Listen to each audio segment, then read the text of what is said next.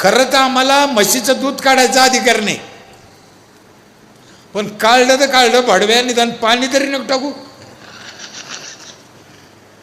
बरं पाणी टाकलं की लोक ठीक आहे, युरिया टाकी तू. दूध घट व्हायला युरिया टाकी तू, युरिया कसं व्हायचं. म्हणून मी पहिले सांगितलं, आता तुकाराम मुंडे आले ते 1-2 साल राहिले ना, तुमच्या अन्नातली चवच बदलन. हां, सरकारला माझी विनंती आहे, त्याची बदली नका करू. हां, तुकाराम मुंडेची बदली केली ना, मी गंगातच उडी खाईन आता. हां हो, अन्नातली भेसळ ही सगळ्यात वाईट आहे हो.